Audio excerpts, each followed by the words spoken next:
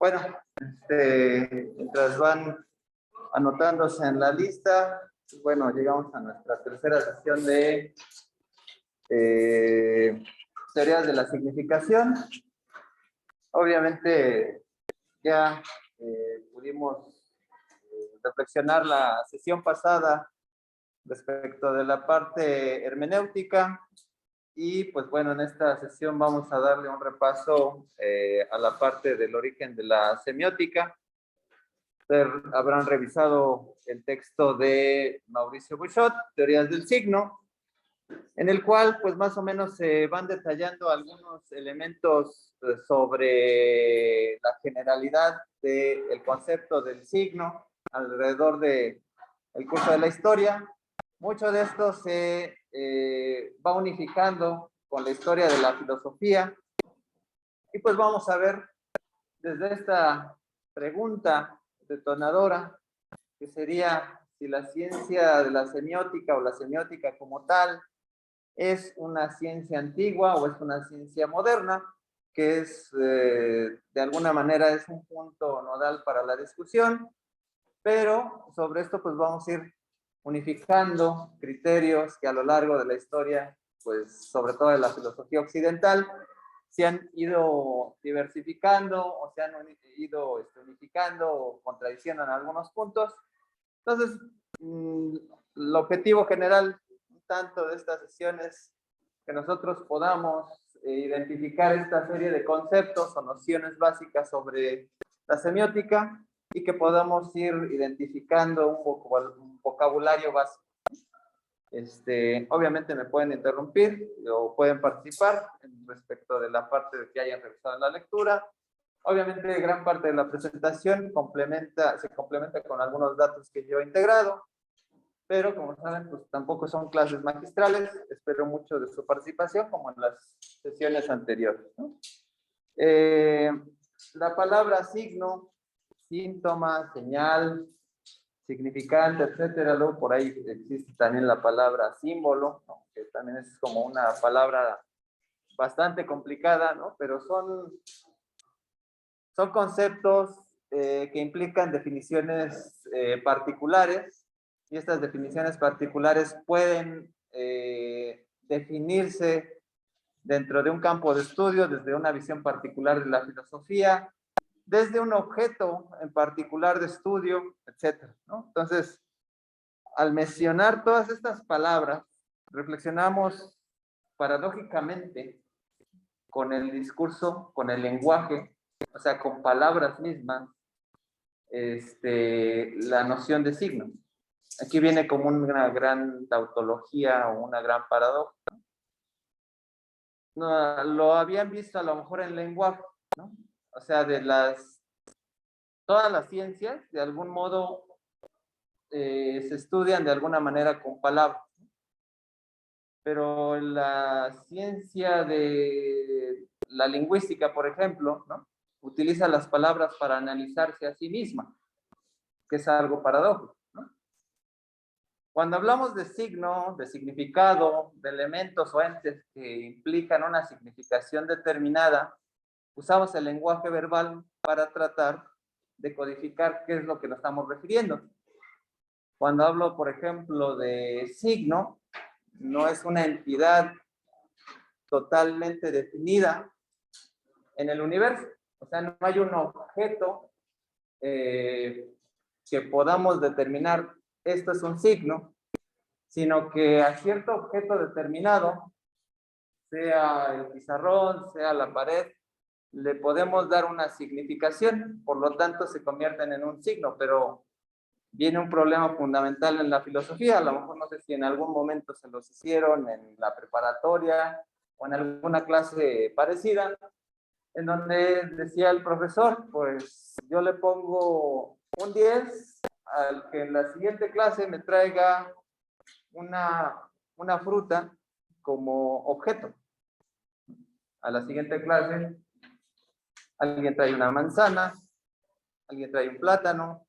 Entonces dije, me has traído un plátano, una manzana, no sé, una pera, pero no hay un objeto en la realidad que sea la fruta. Es porque estamos hablando ya de categorías, ¿no? De una manera en la cual es como una caja, que yo le puedo meter lo que yo quiera, pero la caja es lo que va a definir lo que está dentro, ¿no? La forma, ¿no? Y lo mismo va a suceder en el aspecto de signo, ¿no? Paradójicamente, en términos de la ciencia, en el discurso de la ciencia, muchas veces cuando podrá haber una acepción, por ejemplo, del positivismo como una dimensión particular del progreso, etcétera. Pero digamos que en una dimensión metafórica del positivismo también podemos decir que el positivismo es tangible, ¿no? Es algo positivo en términos de que yo puedo ver la materia físicamente, propiamente, ¿no? En el aspecto del signo, de las categorías filosóficas, aspectos metafísicos, pues, ¿qué es lo que sucede? Que esta palabra signo, cualquier cosa puede entrar. Puede entrar una persona, puede entrar un foco, puede entrar lo que sea, ¿no? Y eso puede significar cualquier cosa, un cartel. Pasa como la fruta, ¿no? Es una gran categoría donde metemos elementos que puedan determinar la significación, ¿no? Como preámbulo, desde la filosofía antigua, pongo pues no un breve resumen, pero sí algunas particularidades de toda la herencia platónica, que más bien tiene que ver con todos los presocráticos, donde en algún momento los filósofos griegos, todos los pensadores, reflexionaban de qué estaba hecho el universo. El universo podía estar hecho de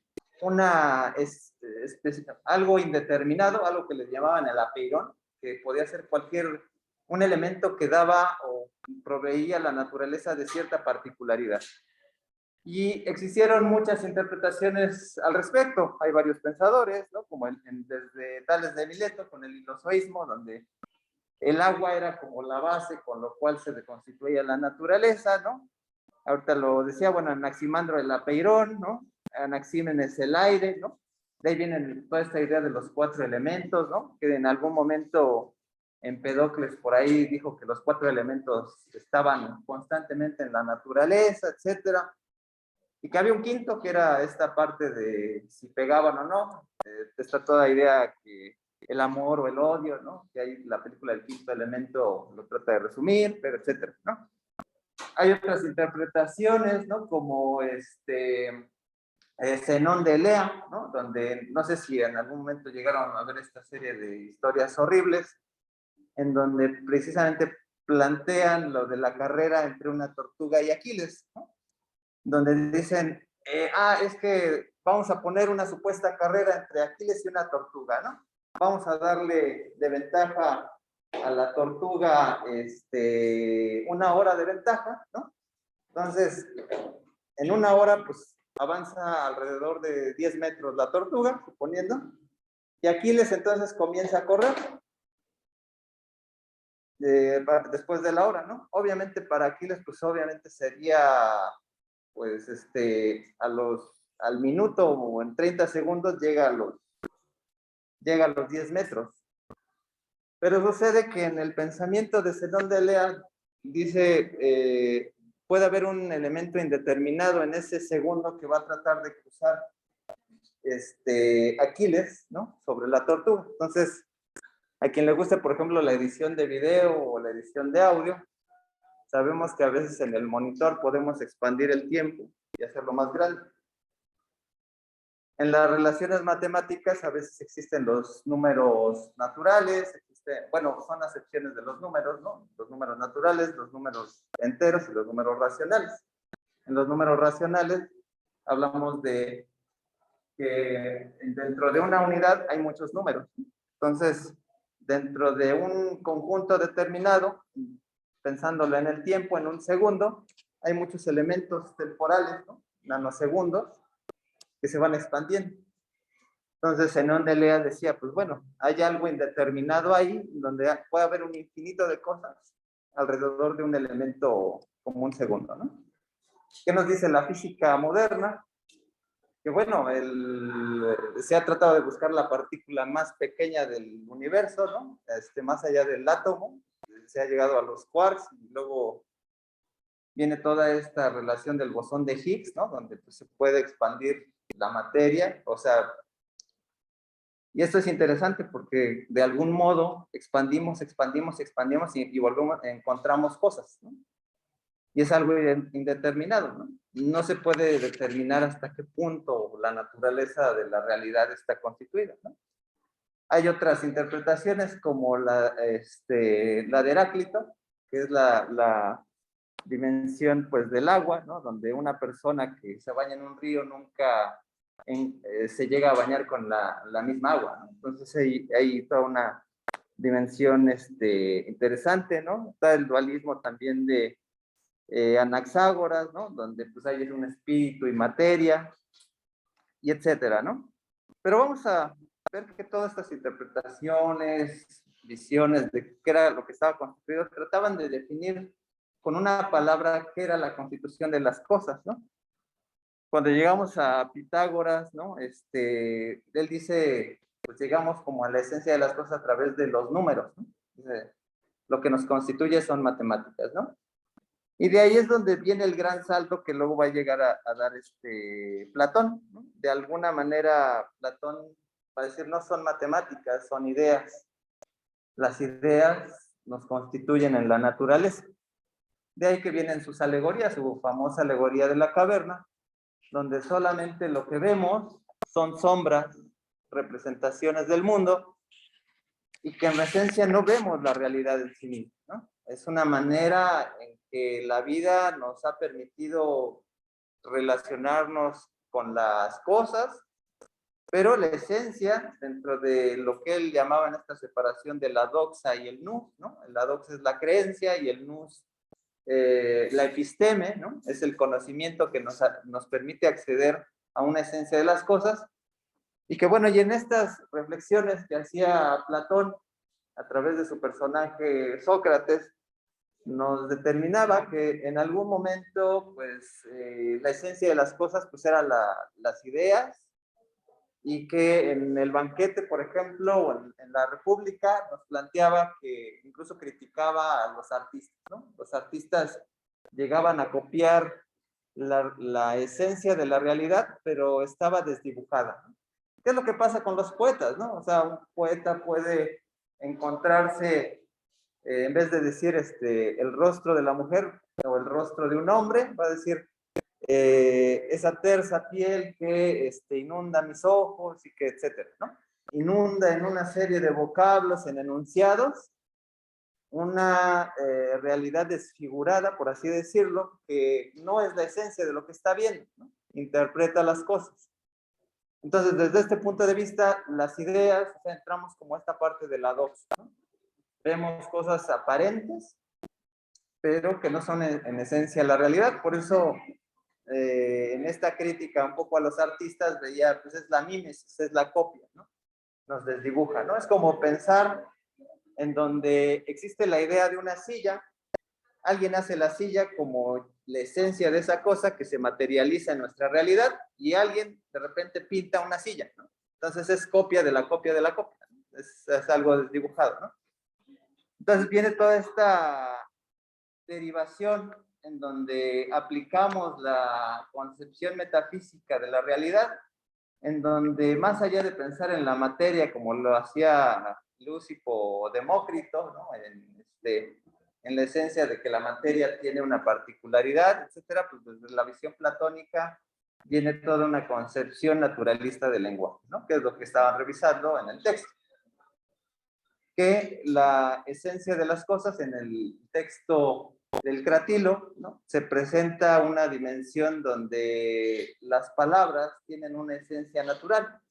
En esta visión filosófica se plantea que si el perro se llama perro, es porque hay una naturalidad en el lenguaje, ¿no? Y hay toda una metáfora, incluso teológica, en donde a veces en la Biblia, por ejemplo, se plantea, y Dios dijo la luz, y entonces apareció la luz, ¿no? Es como hasta una visión muy metafísica de nuestro lenguaje, ¿no? O sea, cuando podemos nombrar las cosas, es cuando existen. De hecho, digamos que alguien llega, ¿no? aquí ahorita espantado porque dice, acabo de ver un monstruo, ¿no? No sé qué era, pero era un monstruo, ¿no? La palabra monstruo, pues nos puede significar miles de cosas, pero la idea de la palabra monstruo nos puede dar un significante, una palabra que podamos entender. No sabemos qué es lo que vio. Llega a pasar algo parecido cuando dices, es que me siento mal, me siento enfermo, no sé qué tengo, y de repente vas al médico y sabe que usted tiene, no sé, un mal en la vesícula, ¿no? Tiene piedras en la vesícula. Entonces, el hecho de que te digan las palabras, ya sabes identificar una realidad determinada en la mente. Antes no, incluso te daba miedo, no sé qué tengo, ¿no? O sea, y dices, me siento mal. De hecho, los males o las enfermedades, cuando no tenían ningún nombre, pues, generan miedo porque es desconocido. El tener palabras, obviamente, nos deriva a que podamos concebir esa realidad determinada. Entonces, lo mismo pasa, ¿no? En la creación del lenguaje para la visión platónica, pues va a estar muy de la mano dentro de que primero fue la idea y por copia, pues llegó la palabra, ¿no? Entonces, ahí viene toda esta teoría naturalista del lenguaje, ¿no? Y lo mismo, bueno, aquí recopilo toda esta cuestión de la mimesis que ya explicaba. La idea está de donde viene toda esta tesis naturalista del Cratilo y que, pues bueno, las palabras son las que determinan, ¿no? La esencia de las cosas, ¿no? Luego llega el alumno, que es Aristóteles, y dice, no, pues es que el lenguaje, las palabras son convenciones. No hay una esencia de la idea por sí misma, simplemente llamamos perro al perro porque es una manera en que nos pusimos de acuerdo para que nos pudiéramos comunicar. En ese sentido, el signo es totalmente arbitrario. La arbitrariedad se da a partir de una convención social en donde si dos personas no saben identificar la misma palabra, pues va a haber un problema de comunicación. Incluso es una convención, es un pacto social, por así decirlo, ¿no? De hecho, lo que está pasando, por ejemplo, con el lenguaje inclusive, ¿cómo se llama este abogado argentino? Laje, o no sé, Agustín Laje, ¿no? Por ejemplo, se burla mucho del lenguaje inclusive porque dice, eso no es lo que dice la palabra, o sea, esa palabra no existe, ¿no? El todes no existe. En la convención, y ahorita viene toda esta cuestión de si se critica o no a la RAE, ¿no? Etcétera, ¿no? Hace unos días la RAE acaba de decir que la tilde del solo ya se tiene que volver a poner, ¿no? Que en algún momento, digo, yo nunca la dejé de poner, pero sí sabía que en algún momento, la gente pues dejaba de tildar el solo, ¿no? Entonces cuando se referían al solamente, ¿no? Pero bueno, son convenciones, ¿no? Que la RAE realmente lo que hace es una descripción estadística de cuántos hablantes manejan una palabra. No es que institucionalmente alguien diga o un consejo de sabios diga cómo se va a hablar o no. O sea, se apoyan más bien en estadísticas y en cuánta gente maneja la palabra, ¿no? Entonces, más bien, lo que hace la RAE actualmente pues, es tratar de justificar cuántos hablantes determinan el uso de una palabra. Y en algún momento la RAE, pues, si la mayoría lo desea, si habla con lenguaje inclusive, el todes, o todos, o lo que sea, pues lo va a aceptar, ¿no? Igual, o sea, que realmente lo que suena raro, pues es que una institución social, una institución determinada pues, de otro país determine la manera de hablar, ¿no? Aunque realmente lo que se basa o se justifica sería el estudio antropológico lingüístico, ¿no? Entonces viene toda esta dimensión. Aristóteles es muy rico en todos sus aportes. Nos habla no solamente del signo a través del lenguaje, sino que también lo vincula con la lógica, y la lógica aquí va a ser totalmente definitoria para la historia de la semiótica. La lógica va a ser, desde ciertos puntos de vista, un punto nodal dentro de la parte del razonamiento, del pensamiento, y de la manera en que nosotros explicamos cualquier cosa de la realidad a través de silogismos, ¿no? De una lógica de predicados, que si bien a lo mejor clásicamente se ve así o que se ha ido en desuso desde ciertas perspectivas en la modernidad, ha sido una base sólida dentro de la perspectiva aristotélica, en la perspectiva lógica de entender cómo se constituye dentro de las palabras el mundo, ¿no? Cómo organizamos en el pensamiento al mundo y cómo desde cierto punto de vista, o sea, seguimos usando estas palabras que es la deducción, la inducción y que otra palabra totalmente vinculada es la hipótesis, ¿no? Que dentro de cualquier sistema de razonamiento. Aristóteles va a privilegiar lo que es la deducción sobre la forma de explicar la realidad, porque de algún modo la deducción trata de señalarnos que cuando nosotros conocemos al mundo, lo tratamos de aprender sobre principios generales, no sobre principios particulares. Aquel vocablo donde llegamos a escuchar es que todos los hombres o todas las mujeres son iguales, carece de sentido porque no tiene una experiencia práctica, porque no has conocido a todos los hombres o todas las mujeres de todos los tiempos, de todos los lugares, etcétera, ¿no? No puedes generalizar. De hecho, decir todo, nunca o jamás son principios básicos de cualquier falacia. No puedes determinar un conjunto de cosas sin tener el conocimiento de ello, ¿no? ¿Qué es lo que pasa? Pues es que en el área social a veces no podemos determinar una realidad circunscrita a todas las personas. ¿Qué es lo que pasa con esta de todos o todas las mujeres o lo que sea? Que, pues es que, bueno, pensando en una mala experiencia, ¿no? De alguna persona que haya tenido un mal amorío, ¿no? Dice, no, pues es que, incluso a decir, bueno, todas las personas de México, pues ni aún así, o sea, tienes que ir cerrando el conjunto, ¿no? Pues, ¿cuál fue tu experiencia? Pues tuve dos parejas, ¿no? La Facultad de Ciencias Políticas, ¿no? Entonces, pues bueno, entonces dos parejas de tal salón y tales características, ¿no? No puedes determinar el conjunto por dos personas, ¿no? Entonces, dice Aristóteles, a través de un diagrama de Venn, ¿no? O sea, tenemos la particularidad de una circunstancia donde puedes decir, bueno, ¿qué es lo que tienen en común todas las personas? Pues a lo mejor que son mortales, que se mueren, que viven y mueren, ¿no? Entonces puedes decir, bueno, Juan está dentro de este conjunto, entonces por lo tanto es mortal, ¿no? Entonces lo aplicas a un principio general sobre un caso particular y haces una deducción, ¿no?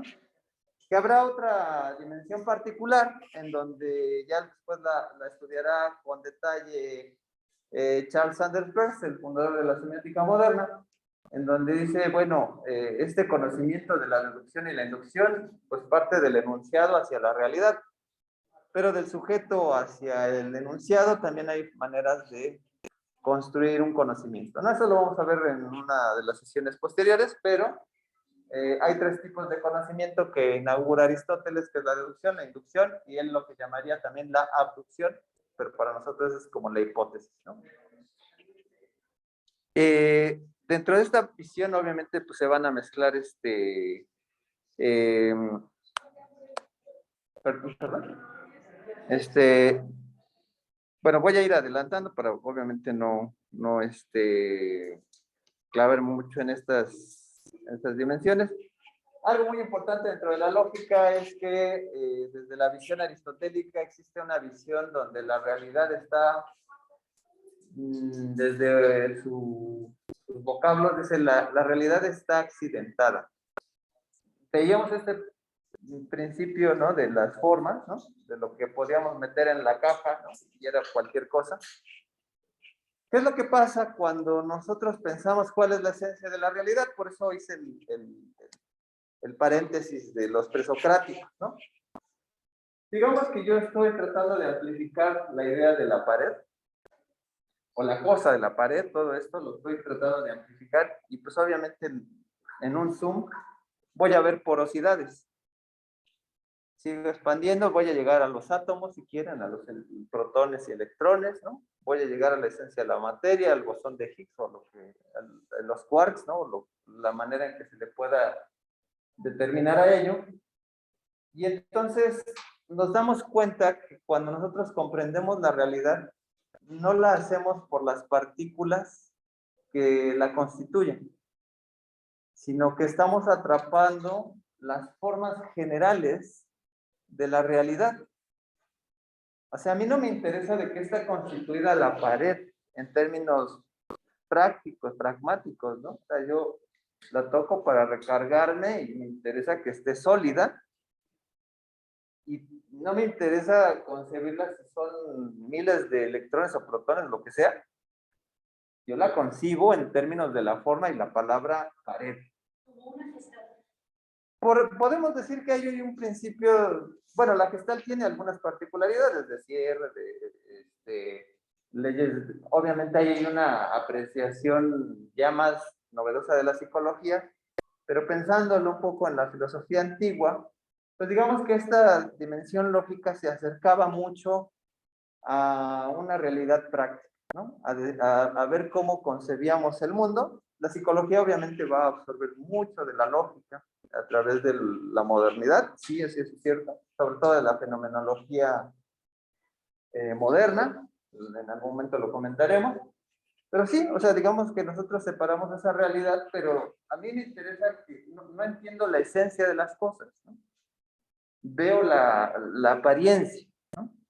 Y esas apariencias, va a decir Aristóteles, la sustancia no llegamos a ella, sino que llegamos a través de esos accidentes de la realidad, ¿no? Dime.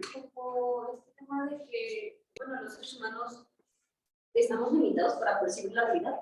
O sea, por eso no conocíamos en la antigüedad concepciones como la célula o que la Tierra fuera redonda, esférica. Creíamos que era plana porque era lo que nosotros veíamos. No sabíamos qué eran los átomos, no sabíamos qué eran las células, porque no las podíamos percibir. Este tema de que la luz en realidad está compuesta por distintas ondas, no veíamos eso, solo veíamos la luz entrar desde las ventanas. Entonces, cuando empezamos como a investigar, a experimentar, a tener nuevas herramientas, empezamos a ver las limitaciones sensoriales que teníamos, fue cuando pudimos a través de la ciencia conocer la totalidad, o bueno, lo que podemos conocer del universo hasta el momento, porque hay muchas hasta allá afuera que no son nombradas y para nosotros no existen, porque no tenemos la capacidad de conocerlas.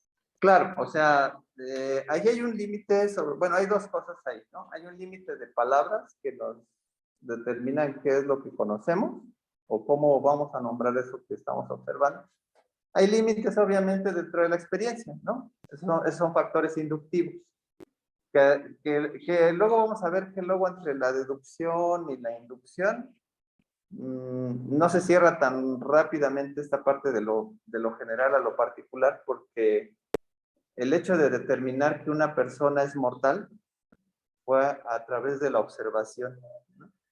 Fue a través de muchas experiencias inductivas que llegaron a un principio de decir, bueno, es que ninguna persona de las que conozco, pues, ha tenido miles de años, ¿no? Hay mitos, ¿no? Como el de Matusalén, ¿no? Pero no existe, o sea, ahí también hay un factor como de recurrencia, y que sí, hace más compleja nuestra visión de la realidad.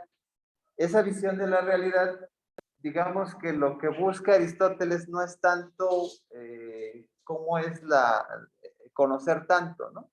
Sino cuál va a ser el método por el cual llegamos a clasificar las cosas. Ahí puede ser en el sentido, pues a lo mejor clínico, a lo mejor donde hay cosas que se pueden ver, hay cosas que se pueden escuchar, hay cosas que se pueden oler, etcétera. Pero es, sobre todo en Aristóteles, pues era un poco limitado en esa parte, porque es otra vez precisamente nada más de el lenguaje o de las palabras, ¿no? En ese sentido. Sí tiene una correlación en términos de que nuestra percepción pues, va a estar a veces muy limitada en términos de pues, las apariencias, ¿no?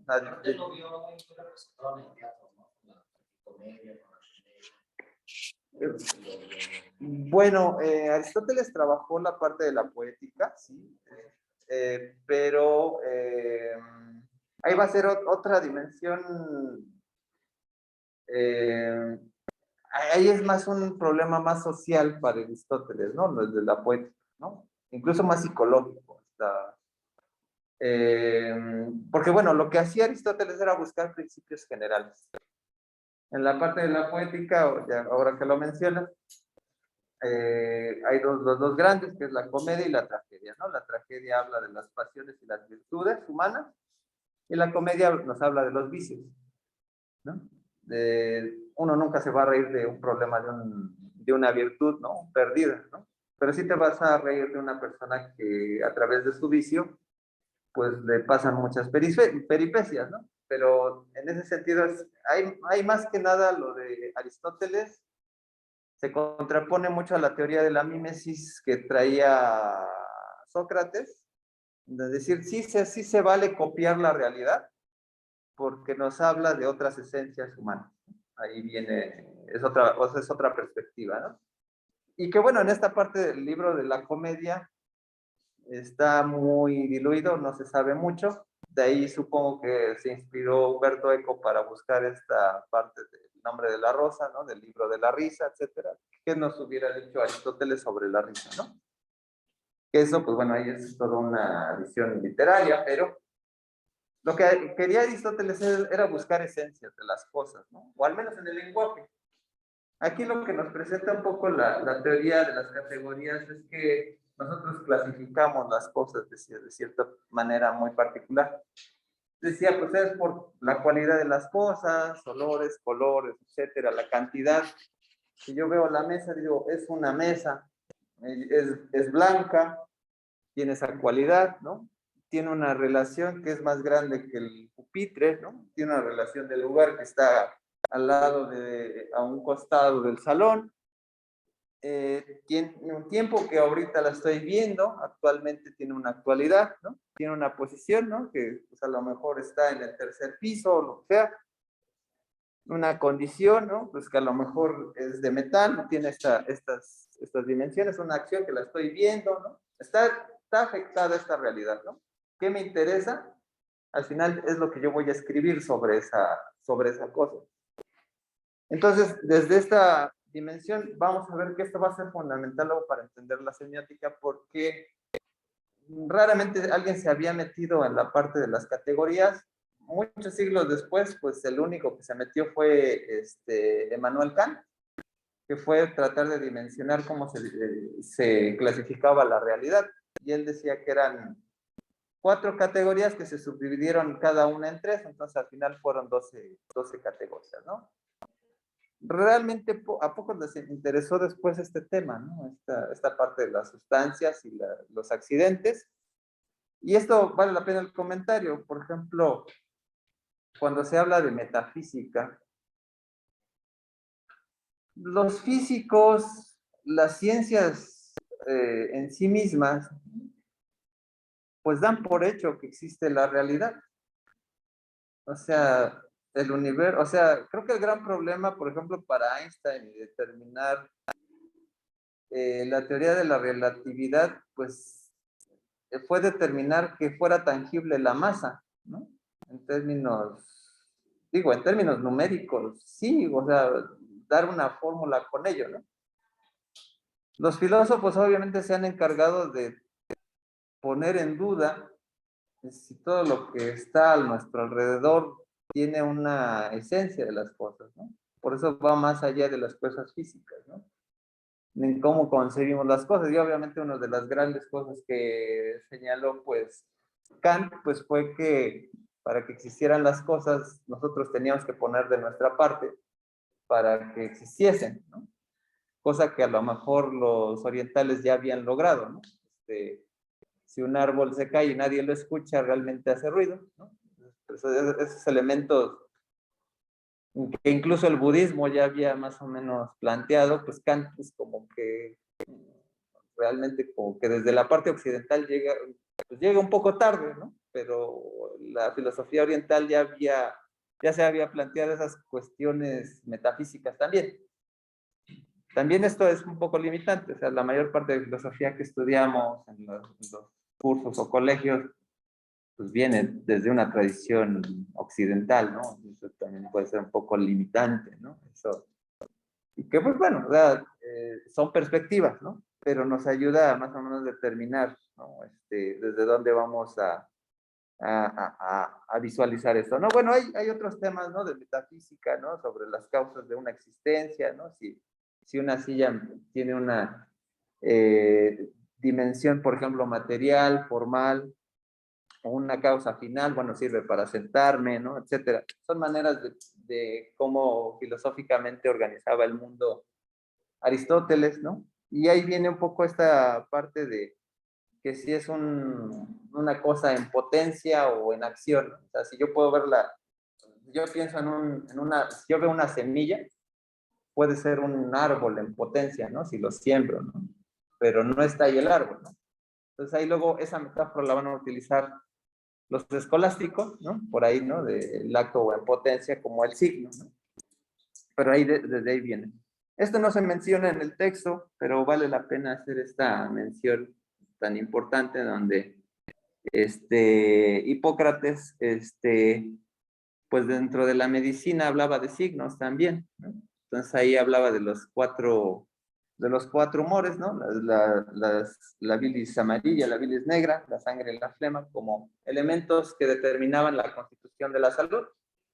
De hecho, en medicina existe la materia de semiología, se le llama semiología médica, que es precisamente identificar pues cuáles son las señales que tiene una persona en una afección, ¿no? O sea, tienes tos, seguramente estás mal de la garganta o tienes algún problema, ¿no?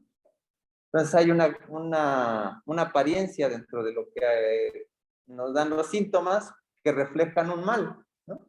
Eso también se ha estudiado mucho también en la antropología, ¿no? Con Levi-Strauss, en donde como la visión médica pues tiene una forma de comprenderse a través de lo aparente, ¿no?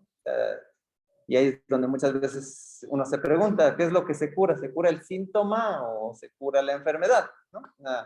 A la mayor parte de gente lo que no quiere es tener síntomas, ¿no? Aunque por dentro tenga un problema ahí oculto, ¿no? Se cura la enfermedad que se espera que se tenga, ¿no? O sea, ahora sí que se van dando tratamientos hasta que realmente le atinan. A veces, sí, o sea, digo, aquí vale la pena hacer la reflexión, o sea, decía Hipócrates, no existen enfermedades, existen enfermos.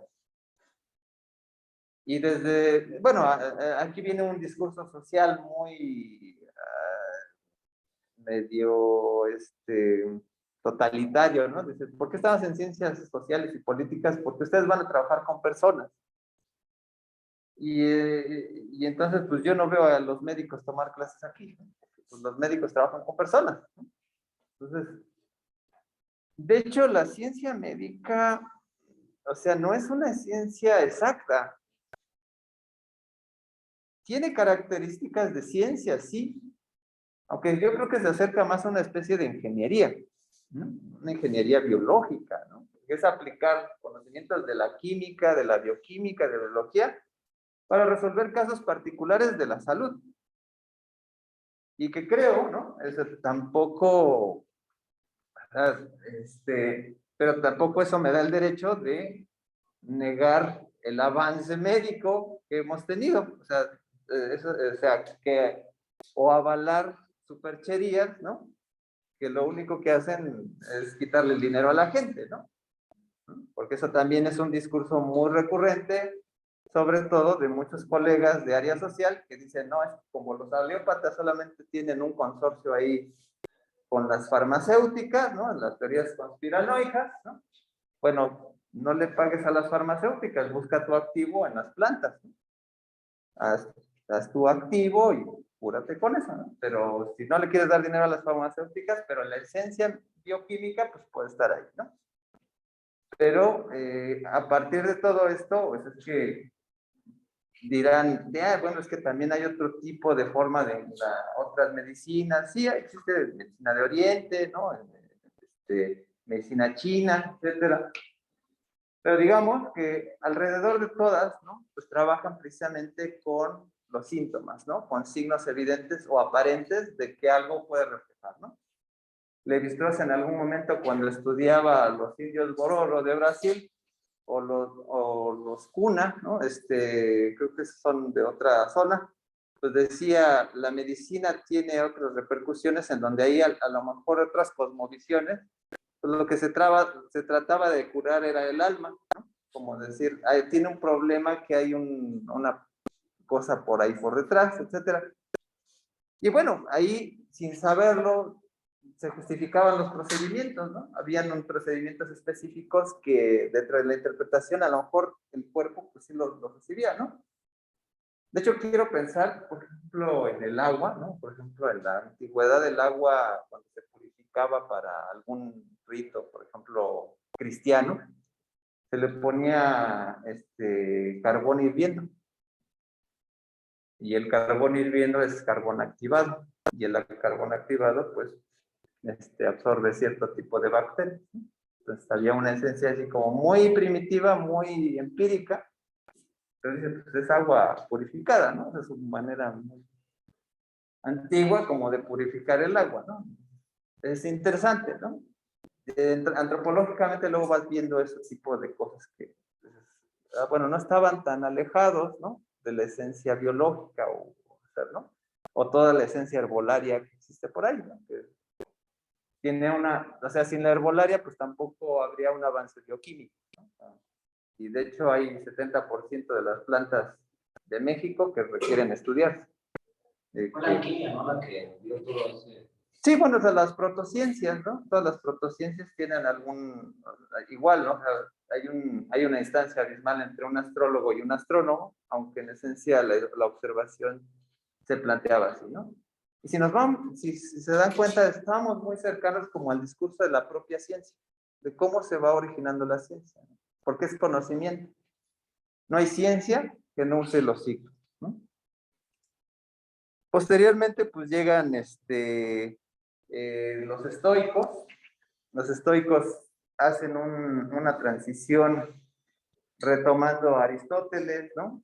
De ahí viene el famoso triángulo semiótico, ¿no? Y la teoría a veces del referente, ¿no? Donde hay un signo, hay un referente y hay un significado. Que es muchas veces, o desafortunadamente, los libros de semiótica muy básicos llegan pues a veces a sintetizar muchos elementos triádicos, sí, pero muchas veces siempre ponen el triángulo, ¿no? Por ahí, ¿no? En la semiótica. Y es válido desde ciertas perspectivas, ¿no? Como la de los estoicos, ¿sí? Sí se vale. Pero el problema es cuando esto lo asocian luego con Peirce, ¿no? Con Charles Sanders Peirce, ¿no? Porque en Peirce es más parecido. De hecho, no es gratuito que en Estados Unidos se funda la semiótica, que en Volver al Futuro hayan puesto esto, condensador de flujo, porque la esencia es Peirce, en realidad. Ese es el símbolo persiano de la semiótica. Y ya cuando entremos a Peirce se van a dar cuenta que nos habla del futuro, de cómo leer el futuro. Pero es toda una concepción muy arraigada de la escuela pragmática y de la ciencia ficción.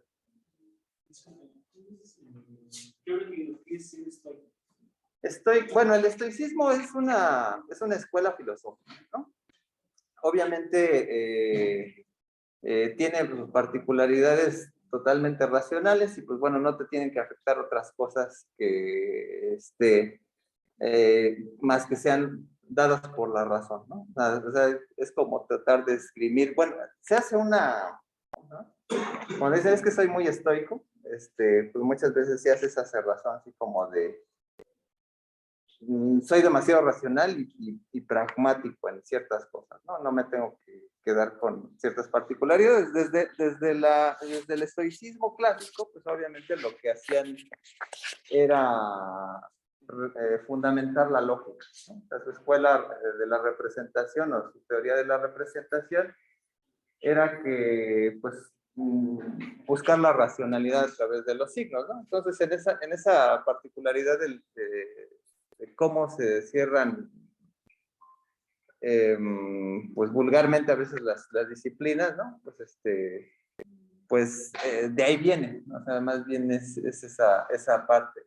Digo, hay veces que se populariza mucho, ¿no? Es que es muy estoicista tal persona, ¿no? Pero es precisamente porque está un Zenón, de Zenón de Sitio, ¿no? Que es uno de los máximos representantes. Y pues bueno, lo que hacían era una apología realmente del racionalismo aristotélico, ¿no? O sea, lo que te afecta, pues obviamente tienes que clasificar las cosas y hay cosas que pues, no tienen como que, cosas que no sean de la razón, pues no esgrimen mucho las determinaciones que hacemos en la vida, tienen que ser basadas como en la razón, ¿no? Por ahí viene un poco esa definición. Digo, es una... dentro de esta perspectiva, ¿no? Pues bueno, a veces se cierra mucho estas dimensiones filosóficas, ¿no? Yo leí una lectura, pero Dime. que yo me hice la misma pregunta, ¿no? ¿Quiénes eran? ¿Qué son los estoicos? Ajá. Fueron los primeros, ¿no? Acá dicen, presentaron las semióticas, hay todo esto que venían arrastrando Platón con el idealismo, con el Aristóteles. Me parece que los estoicos ya tuvieron la forma general con la tríada, con el Semanión, el Tectón, Brahma. Sí, de hecho viene ahí toda una idea de lo pragmático. O sea, te tiene que afectar lo que... O sea, digo, a veces también lo pragmático se confunde como con lo funcional, como si estuvieras aprovechándote de las cosas, pero es más bien que tenga una repercusión, o sea, de lo que dices va a tener una repercusión en las personas. Y tampoco quiero decir que esto sea como conductismo, ¿no? Sino en términos mentales, o sea, lo que diga una persona en términos racionales, pues va a tener efecto. Entonces, si es una escuela muy lógica, obviamente pensando en las teorías aristotélicas sobre la realidad, trata de ser muy tangible, ¿no? Digo, es una escuela importante, ¿no? Sobre todo en la parte lógica, y que después los latinos, obviamente, pues van a absorber muy de lleno, ¿no? Después con filósofos, Cicerón, Quintiliano, etcétera, pues van a retomar todas estas bases. También viene por ahí toda esta dimensión. Digo, ahorita lo que nos interesa mucho a nosotros es cuál fue su aporte, ¿no? Dentro del concepto de signo, ¿no? Y como bien dice el compañero, pues bueno, tiene estos aspectos donde ya se plantea este triángulo semiótico, que por ahí hay algunos libros que dicen, ya de alguna manera ya lo había dado Aristóteles, ¿no? Sí. Sí, o sea, retoman los aspectos, o sea, retoman toda la parte abstracta, pero también la esencia del objeto físico, ¿no? Y ahí viene toda la teoría del referente, ¿no? Si yo tengo la palabra, no sé, pizarrón es porque existe un objeto que existe, ¿no? Y que luego va a haber un gran problema, ¿no? Cuando dices, bueno, y un cíclope, bueno, existe, ¿no? En la concepción mitológica, dentro de una perspectiva, a lo mejor no real, tangible, pero sí de un referente, a lo mejor literario. Entonces, de ahí viene, ¿no? O sea, y que ahí, bueno, va a haber todo un rollo porque luego se confunden. Bueno, el referente es porque existe, ¿no? Y ahí luego van a haber confusiones que el referente no es lo mismo que un objeto, ¿no? Algo que haga referencia es porque lo has escuchado y porque tiene una razón de ser, ¿no? En conjunto. Tiene que ver con un consenso, ¿no? Porque si yo digo cíclope, los demás van a entender a qué me estoy refiriendo, porque no se hayan visto en su vida. Pero si yo me invento una palabra ahorita y digo que es algo, los demás Claro. van a entender y ese signo no va a tener razón de ser. Pues incluso yo creo, por ejemplo, pensando en una metodología extraña, ¿no? Que te digan, no, bueno, no sé, por ejemplo, los sintoístas, ¿no? No piensen luego el choque que hubo, bueno, con toda la siglo XX, con toda la cosmovisión en el anime, el manga, ¿no? Donde dices, pues, estos monstruos, ¿qué son? O no sé, o por ejemplo, los personajes de Shihiro, pues dices, ¿esto cómo se llama, no? ¿No? Y dices, y hay veces que mencionaban un nombre, ¿no? Pues no sé. Si no tienes precisamente esa referencia, pues hay una problema comunicativo, ¿no? Cuando lo quieres... Que luego vamos a ver la diferencia entre la significación y la comunicación. Porque hay veces en que un árbol, pues, en esencia, no me dice, hola, estoy aquí, soy un árbol, ¿no? Decimos que es un árbol, ¿no? Digo, si dentro de la postura cristiana de Agustín de Hipona, diría, pues Dios está comunicando conmigo a través del árbol, ¿no? A lo mejor, pero tangiblemente la voluntad del árbol no me está diciendo, hola, te estoy saludando, ¿no? En cambio, si ves un cartel, ¿no? ¿Y estos significados cómo se van? Las personas vemos una esvástica, luego lo asociamos. Bueno, ahí hay una intención, o sea, ahí hay una persona que pasó y dibujó eso, ¿no? Y que bueno, ahí ya viene toda la... Si se sabe la historia de la cosa, pues sabrás que no es nazi, pero luego te viene a... Sí, sí, bueno, es que ahí viene el referente desde dónde lo estás tomando, ¿no? O sea, una suástica ponerla actualmente, pues... Y está súper vigente de que la gente va a reaccionar mal. Sí, hay una serie que se llama La Facultad, creo que Netflix, que es de unos profesores, y una persona como hizo la seña del Heil Hitler, ¿no? Para hacer referencia, ¿no? Que de la Segunda Guerra Mundial, lo graban en un reel, en un TikTok, y pues lo quieren, pues ahí terminan haciendo un escándalo, ¿no? En la escuela, precisamente, ¿no? Aun cuando la intención simplemente era generar un referente, ¿no? Y ya, no sé si han sabido que de repente ha habido profesores en Estados Unidos que han puesto películas históricas, como Lo que el viento se llevó, o, bueno, la historia de una nación, ¿no? De David Ward Griffith, ¿no? Que sí, o sea, obviamente hablaban, ¿no? De una cosmovisión que pues es evidente en la historia, ¿no? Que había racismo en Estados Unidos, ¿no? Pero el hecho de ponerlo no significa que estés a favor de ese discurso, ¿no? ¿No? Y más sobre todo en una universidad, se supone que son pensantes, ¿no? Los estudiantes, ¿no? Que dices, no me está ideologizando, ¿no? Está presentando un objeto material de análisis, ¿no? Y eso ha pasado, ¿no? Pero el referente es a veces muy obvio, ¿no? Porque, bueno, hay organizaciones que ahora se dedican precisamente a tumbar gente, ¿no? Nada más por cualquier comentario que se tome políticamente incorrecto, ¿no? Y eso, el referente es diferente, ¿no? Y hay una indefinición sobre ello, ¿no? En esa parte se vuelve pragmático, ¿no? Hay un pragma, ¿no? Del referente inmediato. Los coreanos son muy pragmáticos. ¿Quién? Los coreanos. ¿En qué sentido? No, allá no hay internet, no hay... Bueno, o sea, aunque yo no sé si sea muy intencionado de en esencia, pues más bien se fue volviendo así, ¿no? Porque obviamente pues el progreso se vio limitado, ¿no? Todos los países que se cerraron al avance, ¿no? Llámense comunistas en algún momento, pues obviamente quedaron muy limitados, ¿no? Y que se genera complejidad. Lo mismo puede ser Cuba, ¿no? O sea, y que ha sido, son escenarios complejos, ¿no? Ah, sí, sí, sí, y que es complejo porque, bueno, dices que hay cosas que no tienen, pero hay cosas que sí tienen, como es la seguridad de andar ahí por las noches. Que, o sea, si puedes andar ahí, pues no te van a asaltar. Entonces, son cosas complejas, ¿no? De la sociedad, pues ahí sí son las diferencias, ¿no? Pero y ve, o sea, cómo a partir de toda esta dimensión, pues sí o sea, hay una referencia sobre nuestro mundo circundante, ¿no? Ahí viene el famoso triangulito, ¿no? Semainón, el Lijandón y el lectón, ¿no? O sea, y que en toda esta parte, pues es precisamente que nosotros razonamos, ¿no? Para decir cómo llego al concepto, ¿no? Saltamos, vamos unos siglos más adelante, con Agustín de Hipona, Y que bueno, viene toda esta dimensión de los signos naturales y artificiales.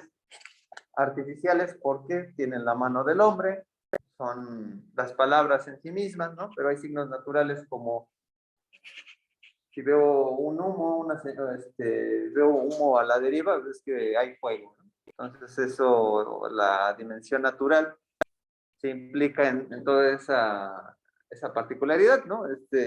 Y podrías decir ahí, desde un signo natural, ¿no? Pues el árbol, Dios se comunica, ¿no?, con nosotros a través de la naturaleza, ¿no?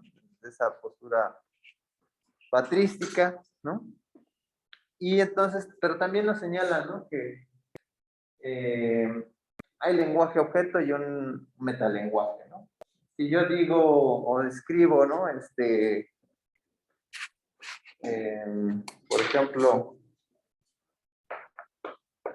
esta es una palabra o una oración, ¿no?, para hacerlo todavía más complejo, ¿no? Si digo esta es una oración, pues obviamente tiene una particularidad del enunciado que me habla de sí mismo, ¿no? Hay palabras que me permiten nombrar a los objetos, una caja, una mesa, un pupitre, un proyector, pero cuando hablo de las palabras con las palabras, ¿no?, es cuando llegamos a esta reflexión del metalenguaje. Entonces hay lenguajes objetos, ¿no?, un lenguaje básico, y el metalenguaje será como la gramática misma, las ciencias del lenguaje hablan de sí mismas, ¿no? Entonces es como algo tautológico, pero del viene toda esta dimensión, ¿no?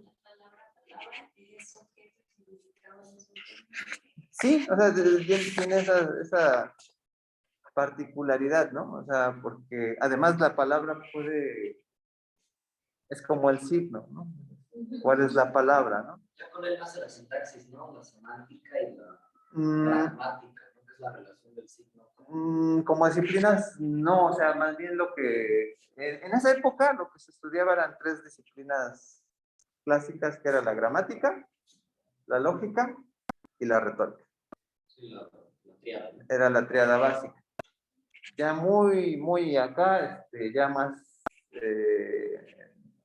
modernidad, ya se habla precisamente de las disciplinas, ya como disciplinas, lo que sería la sintáctica, la semántica y la pragmática, pero eso es gracias a Charles Morse, que ya es el psicólogo norteamericano que retoma la visión semiótica para determinar cuál va a ser el camino a distinguir, ¿no?, en las disciplinas nuevas, ¿no?, semióticas, ¿no? Las disciplinas clásicas del lenguaje, esas eran hasta donde tenían un alcance, ¿no? La gramática para saber cómo se escribían las palabras, la lógica para saber cómo se organizaban las palabras en dar un razonamiento claro, y la retórica, que tendría que ver más con las maneras o las formas en que podríamos aplicar precisamente estos enunciados sin ser necesariamente literales, ¿no? Con la forma en que escribimos, ¿no? Voy a tomar su mano en matrimonio, es una sinécdoque. O por ejemplo, tiene el mal de Alzheimer, ¿no?, que es una metonimia, ¿no? Porque el que descubrió la enfermedad, pues lleva su nombre la enfermedad, ¿no? Y así hay muchas palabras, ¿no? O, por ejemplo, el famoso Durex, ¿no? Que Durex es una marca, ¿no? Pero la marca, la gente está más acostumbrada a ubicar el objeto por la marca que por el objeto, ¿no? Digo, no sé si fue por la televisión o por qué cosa, pero creo que mi manera de comunicar de niño generaba muchos conflictos con el de la papelería, ¿no? Porque, ¿me puedes dar una cinta adhesiva? Ah, no, no, no, de esa no vendo. Pero sí, ahí lo estoy viendo. Ah, tiene Durex. Ah, está bien. El PRIT, no la prestan el PRIT, ¿no? La adhesiva, y hay muchas palabras que se quedan, ¿no? Y así hay miles de marcas que se han quedado, ¿no? Pero eso es retórica, ¿no? tiene una funcionalidad, la gente la entiende, ¿no? Y eso, los buenos oradores jalan ese tipo de palabras, ¿no? Y a veces les pueden revertir, como en algún momento al presidente dijo chachalaca, estaba apelando a un público pues, muy particular, le estaba dando risa, pero se lo revierte, ¿no? En algún momento, en alguna campaña, pues no se puede referir así del presidente actual, ¿no? Y sobre todo un candidato, ¿no? Entonces, son maneras retóricas del discurso, ¿no? Pero bueno, bueno, toda esta escuela viene de Quintiliano, Cicerón, luego pues llega Agustín de Hipona. Agustín de Hipona pues, retoma toda esta parte de la retórica, pero a nivel escrito, porque toda la manera, y ahí se confunde mucho con la parte hermenéutica, precisamente porque se genera la exégesis, ¿no? Cómo analizar un texto. Pero pues también dio toda una perspectiva particular, que eso fue lo que luego generó el cisma entre los ortodoxos y los cristianos de Occidente, ¿no? O sea, el culpable fue Agustín de Hipona, ¿no? Porque se metió en un tema ahí medio escabroso que se llama el filioque, en donde habló de que lo mismo era el Espíritu Santo y Padre e Hijo, ¿no? Entonces, cuando los ortodoxos dijeron, no, eso, hay una jerarquía, ¿no? Y es todo un rollo ahí medio teológico, ¿no? Que entra ahí como todo de ahí vienen todas estas metáforas, ¿no? De la palabra, ¿no? Como el signo, porque la palabra escrita, ¿no? Está escrita por Dios, ¿no? La Biblia, o sea, viene, o sea, desde una tradición semiótica muy particular. Entonces, de hecho, en algún momento, ¿no? Que entendiendo cómo, por ejemplo, es la liturgia cristiana católica, ¿no? Una tontería que luego hacen, ¿no? Los sacerdotes es que dicen la palabra de Dios, ¿para qué la alzas si la acabas de proclamar? La palabra se tiene que escuchar, ¿no? O sea, esto es la palabra de Dios, ¿no? Y es como, dices, bueno, como que denigra, ¿no? O sea, como decir, la palabra es un objeto, ¿no? La palabra se escucha, ¿no? Entonces, pero bueno, los diocesanos luego no son muy brillantes por teología. Ellos dicen que consagran, ¿no? Por eso hacen eso. Están consagrando. No, bueno, la consagración es diferente, ¿no? O sea, la consagración dice, ahí está toda una teoría de la consagración y el pan, ¿no? Pero cuando levantan el libro y dicen, esta es la palabra, no, estás levantando un libro, ¿no? No, no, esa no es la palabra, ese es un libro, ¿no? Y es toda una metáfora, es más bien toda una reflexión teológica muy profunda que muchos de los sacerdotes olvidan, ¿no? Digo, o sea, es porque la palabra se debe escuchar y se habla, ¿no? O sea, y es una metáfora muy interesante dentro de la perspectiva Recordemos que las bases de Agustín de Hipona eran totalmente aristotélicas y platónicas.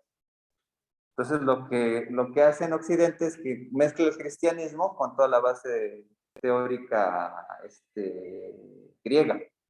Por eso se vuelve el doctor en la iglesia. Es muy profundo, o sea, en términos de la concepción filosófica. Y levanta a la iglesia católica en términos de concepción cristiana. Entonces, le da un sentido, sí, pero la mayor parte de sacerdotes luego no son muy cultos algunos. Algunos sí, ¿no? Los dominicos sí tienen acá, y ¿cómo se llaman? Los de la Ibero. Los jesuitas sí, pues, son cerebros, ¿no? Así, ellos saben mucho, ¿no? Pero de repente hay muchos diocesanos que es muy ignorante. Pero bueno, eso es meterme ya en particularidades, ¿no? Porque como existe lo piadoso, ¿no? Pues, pero muchos ni siquiera conocen sus mismos elementos teológicos, ¿no? Y las mismas personas. No, menos, ¿no? No,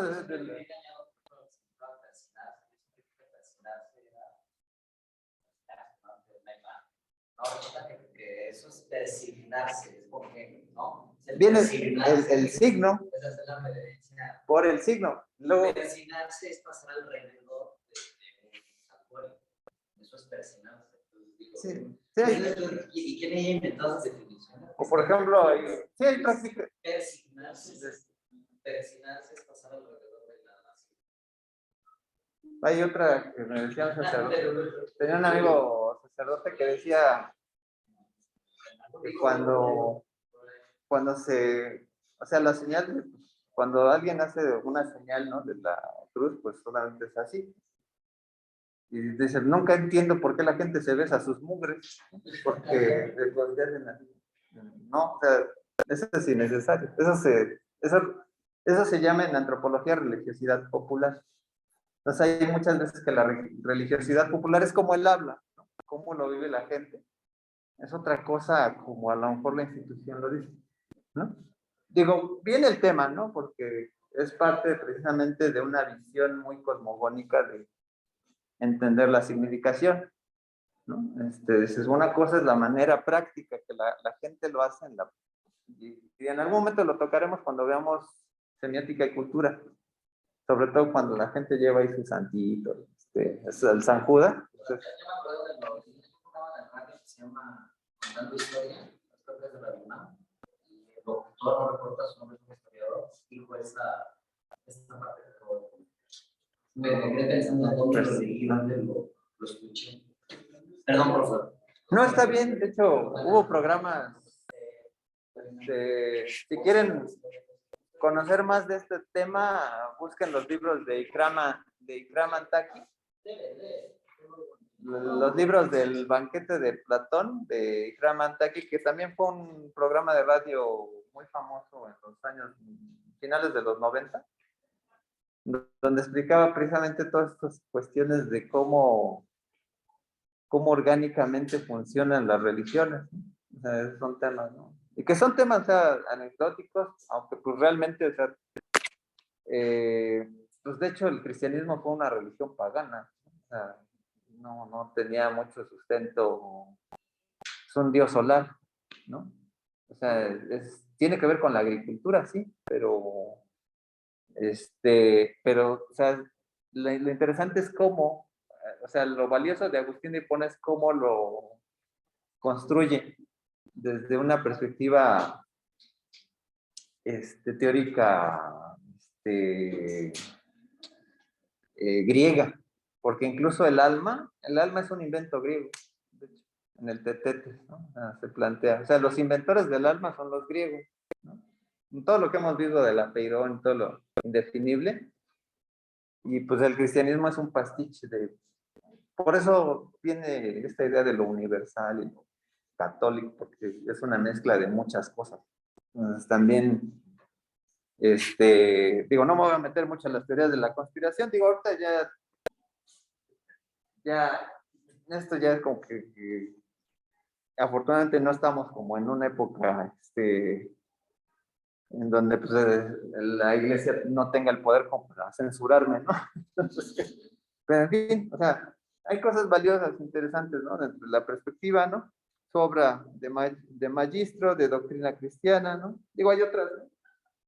Como Civitas Dei, Civitas Terrena, pero estas son como que las donde habla su propuesta semiótica, ¿no? Entonces, voy a adelantarle esto digo, de Tomás de Aquino, obviamente, pues no dejé el capítulo, pero sí es todo un personaje Tomás de Aquino, la verdad sí. Creo que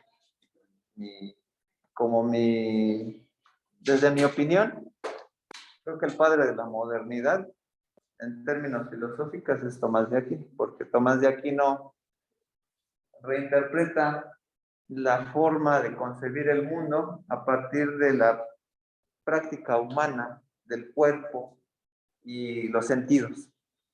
Si no hubiera toda esta dimensión, no se habría dado todo el empirismo posterior como teoría filosófica o como incluso el racionalismo y el empirismo son dos dimensiones que desde el Tetete se plantean, que es dos dimensiones humanas, ¿no? De cómo concebimos la realidad, ¿no? Una por la racionalidad y otra por la parte práctica, ¿no? Lo que va a ser interesante con Tomás de Aquino, pues obviamente está el famoso Trivium, ¿no? En su escuela modista, ¿no? Donde se emancipa precisamente estas tres escuelas, ¿no? Bueno, tres disciplinas, ¿no? Perdón, la lógica, la gramática y la retórica, y que tiene que ver con el modo de ser, el modo de entender y el modo de significar. O sea, son las maneras en que el ser humano tiene la capacidad de existir, de cómo comprende al mundo y cómo se comunica, ¿no? Cómo lo comunica, ¿no? Que tiene que ver precisamente con la gramática, en cómo son las palabras, cómo las organizamos y cómo las damos a entender. Lo conecta muy bien, estas visiones triádicas tienen que ver más que nada con una práctica humana, con un sentido, y que de aquí viene toda esta dimensión de una teoría esencial que no es nueva, o sea, en algún momento tiene principios universales desde Platón, ¿no? Desde un modo de entender humano en general. Entonces él habla de una gramática universal, como la organización, en cómo el ser humano estructura el lenguaje, ¿no? Desde ahí viene toda una dimensión que después, mucho después, el estructuralismo va a retomar todas las teorías del lenguaje moderno, que si no tuviéramos lenguaje lo tendríamos que hacer. O sea, por naturalidad el ser humano tendría que generar signos para comunicarse. O sea, es como el hombre simbólico, ¿no? De Cassirer, o por ejemplo, la idea de que, creo que era Chomsky el que decía que si un extraterrestre viniera a la Tierra, así como nosotros escuchamos ladrar un perro o maullar un gato, ¿no? O sea, los seres humanos tenemos sonidos muy particulares en nuestra pronunciación. O sea, tenemos una capacidad volitiva muy intencionada de querer comunicarnos, y eso es como buscar en esencia que hay reglas para estructurar nuestro lenguaje, ¿no? Entonces dice, el signo es aquello por lo que alguien llega al conocimiento de otra cosa, ¿no? Aquí está suponiendo que toda una máxima en términos de la racionalidad lógica, que supone que no hay conocimiento sin signos, y toda la escuela escolástica, toda la escolástica fundamentalmente pues va a valorar al ser humano. Ya no es el conocimiento dado por Dios, sino que el ser humano tiene una actividad imperiosa por saber. Y que bueno, en alguna esencia por ahí Tomás de Aquino no va a dejar de lado que bueno, conocemos las cosas por nuestra naturaleza, pero lo máximo es buscar la racionalidad, ¿no? O sea, nuestros valores morales se fijan obviamente en saber discriminar lo racional de lo carnal. O sea, si vas a comer mucho, pues es que te va a doler la panza y eso es gula, ¿no? Entonces, debes de comer lo necesario para vivir, igual cuando se piensa como en los 7 pecados capitales, ¿no? O sea, entonces que no te gane la carne, ¿no? Que te gane la racionalidad. Ya no es Dios, es la razón, ¿no? Entonces, y que bueno, o sea, sí hay un sentido, ¿no? De un hombre puro, etcétera, pues bueno, tiene ese camino, pero de alguna manera está vinculado también a una ética que él construyó, ¿no? La suma teológica. Entonces, pues bueno, ahí hay sus conceptos. No voy a ahondar mucho en esta parte, ¿no? Luego está Roger Bacon, ¿no? Es otro de los autores que por ahí revisaron. Y bueno, estábamos en la misma escuela, la misma dimensión escolástica, que está ofrecido al intelecto, ¿no? Si vamos viendo, o sea, el ser humano sigue siendo la base, ¿no? Ahí el intelecto humano retoma los signos naturales o artificiales, ¿no? O sea, son como elementos ahí constantes, ¿no? Y pues bueno, ahí le da ahí una existencia ahí al intérprete, ¿no? ¿Quién interpreta el signo, ¿no? También, ¿no? O sea, si Si una persona no tiene los referentes, ¿no? Entonces, pues no hay interpretación.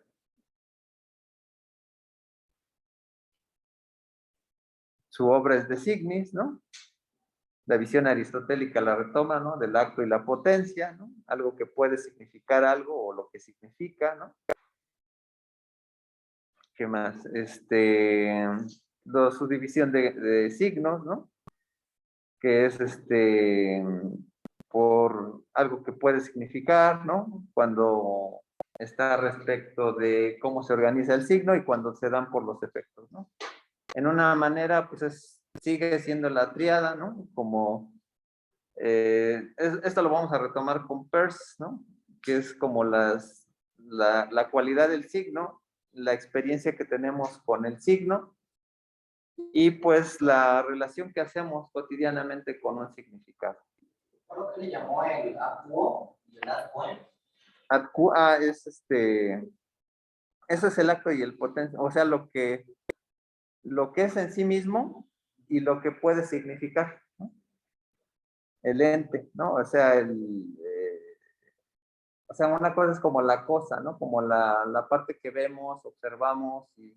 le llaman la cosa significada y el conocente o intérprete, ¿no? Sí, o sea, por ejemplo, yo puedo decir, ¿de qué color es ¿cómo se llama? La pared es blanca, ¿no? Significa blanco, ¿no? Este es un significado concreto, pero la interpretación, ¿no? Podemos decir, sobre ese blanco, ¿qué se puede interpretar sobre el blanco? La hilación, ¿no? Que le llaman en la lectura, le llaman hilación, ¿no? Ya hilaba las Ajá, o sea, palabras. si yo pienso en el blanco en términos escolares, ¿para qué sirve el blanco? La luz es una, ¿qué más? ¿Qué más? ¿Para qué me puede servir el blanco?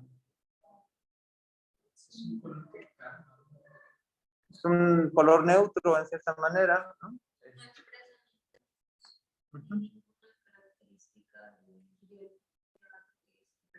Sí, no te distrae, ¿no?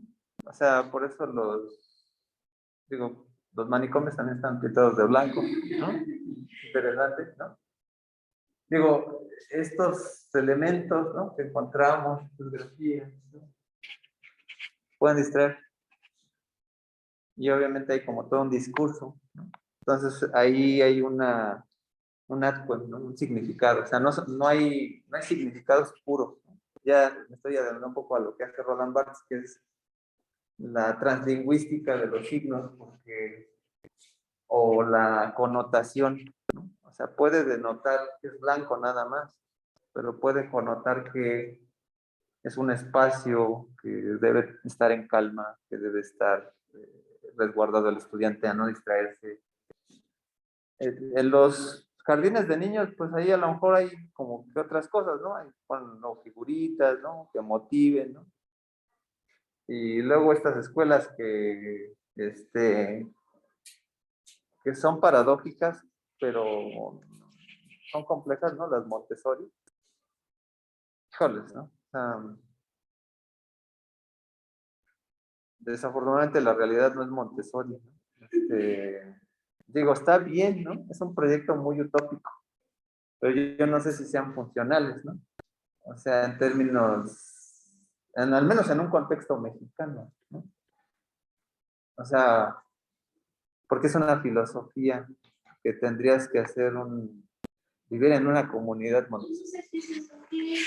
Montessori son un tipo de escuelas o sea, Montessori fue una investigadora pedagoga que desarrolló un sistema en donde si tú quieres estudiar química, pues es porque a lo mejor te gusta mezclar dos cosas, entonces agarran al niño y, ¿te gusta esto? Vamos a hacer esto, ¿no? Oye, que ves al niño pintando, ¿qué pintas, no? Tus líneas, ¿no? Entonces, a lo mejor tiene capacidad como de arquitecto o de pintor. Entonces, lo que tratan de desarrollar son estas, bueno, habilidades, ¿no? Competencias, dirían algunos pedagogos, y tratan como de sacar al niño de estudiar lo que son los contenidos generales, ¿no? Sacarlo mejor del niño. O sea, sí tiene un sentido, pero... Desde el niño, desde que el niño justamente vaya guiando o vaya explorando lo que le interesa. Exactamente, sí. Sí, digo, o sea, en esencia es muy humano, es muy, o sea, coadyuva a la división del trabajo, pero en contextos de, como el mexicano, en contextos de economías emergentes, ¿no?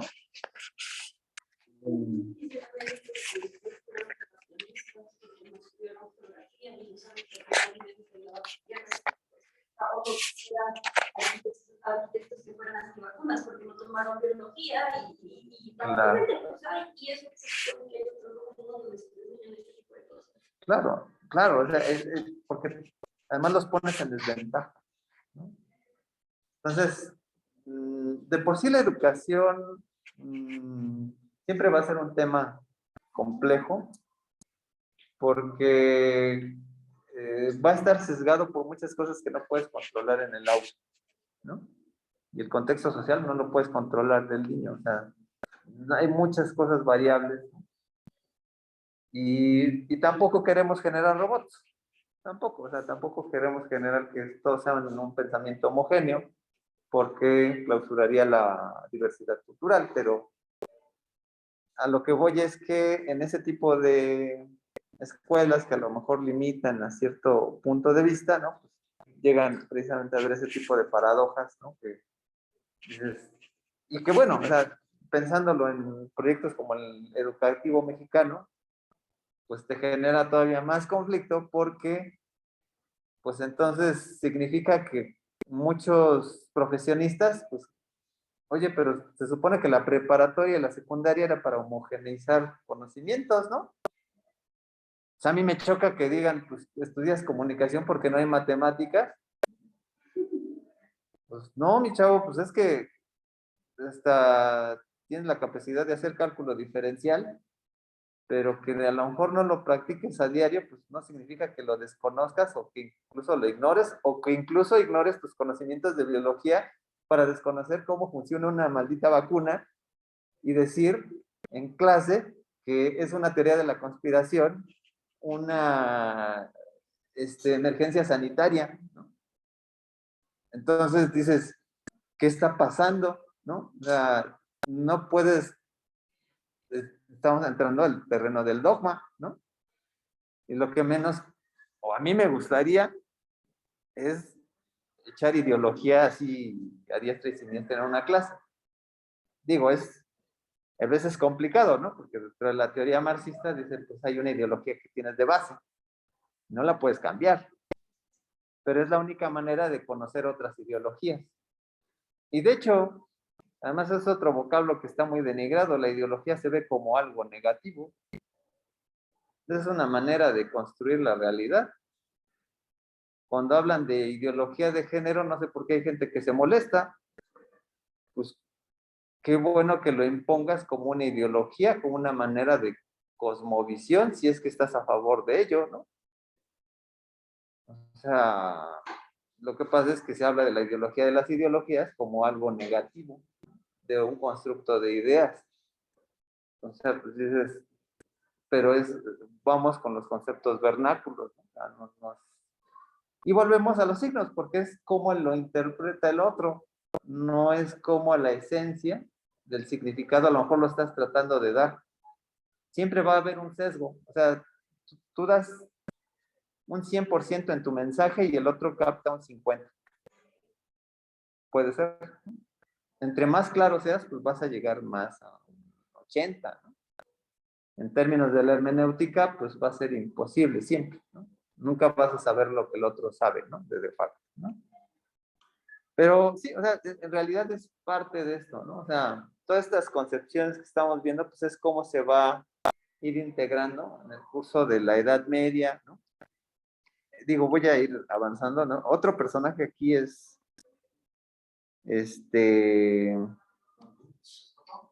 entonces Coto, y que vamos también por lo mismo, ¿no? No, bueno, este es Ockham, ¿no? Este es Ockham. Pero bueno, también Duns Scoto es algo que representa para el intelecto. Que Ockham también es todo un personaje, que que estuvo a punto, bueno, él tuvo una bula papal, ¿no?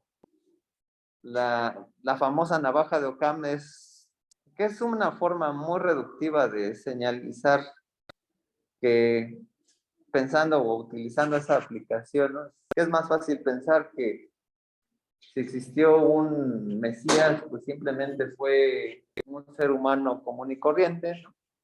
A decir que fue producto de la divinidad y toda la mitología, ¿no? Que además la mitología de la Virgen María tiene más todo un origen griego también, ¿no? Con el cisne, Zeus convertido en cisne, ¿no? ¿No? ¿Eh? Sí, la paloma, o sea, ujú. Sí, es la misma, o sea, de que Dios se convierte en una paloma y engendra a un hijo con una doncella. O sea, de ahí viene toda, sobre todo en la parte icónica, ¿no? Visual, ¿no? O sea, ahí se aterriza mucho, ¿no? Pero bueno, entonces, bueno, vale la pena hacer todo este contexto porque, bueno, dentro de la parte de Occam, pues también se apoya todavía toda la parte racional cognitiva, ¿no? Bueno, es que luego no me traduce bien la presentación, por eso luego salen en blanco, pero bueno. Y ya pasamos ahora a la parte del origen de la modernidad. Bueno, vamos con el empirismo. Obviamente tenemos aquí a John Locke, con toda la filosofía inglesa, ¿no? De ahí viene toda la idea de la semiótica. Bueno, es interesante luego sus personajes porque ¿vieron la serie de Lost? No sé si sepan que, bueno, ahí los personajes son como apologías son nombres de filósofos. Entonces ahí había un personaje que se llamaba John Locke, que físicamente no se parece a nada, era el pelón, pero tiene características de todo el empirismo inglés, de todo el liberalismo inglés, el beneficio de las mayorías siempre va a ser el mejor, por eso el personaje se va así. Y toda su concepción de la realidad pues, está muy aplicada como a la dimensión de esta concepción empírica, ¿no? Lo tangible, ¿no? Los signos tienen un sentido a través de cómo se conectan con o sea, los signos son indispensables para concebir la realidad, pero el entendimiento humano se da a través de la experiencia, ¿no? Dentro del empirismo, ¿no? Entonces, muchas veces se hace como un sesgo, así como decir, bueno, es que los racionalistas tenían cierta característica y los empiristas tenían otra, pero los empiristas también apoyaban la parte racional del ser humano. La única diferencia era que era primero el entendimiento o la experiencia o la racionalidad, ¿no? Pero al final, quien los armoniza en algún punto es Kant, ¿no? Los dos tenían razón, nada más que vienen de la mano uno y el otro, ¿no? Entonces, pues bueno, viene toda esta dimensión cartesiana, ¿no? La partición trimembre, ¿no? Por eso lo llaman así la lectura, ¿no? ¿Perdón? Porque yo le entendí, ¿no? La partición trimembre.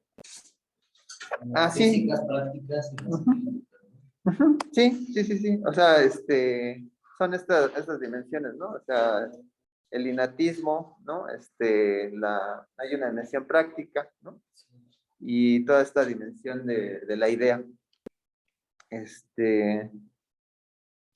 Como les decía, sin Tomás de Aquino no habría empiristas, ¿no? O sea, toda la dimensión de las ideas internas y externas, pues vienen de toda esta parte, ¿no?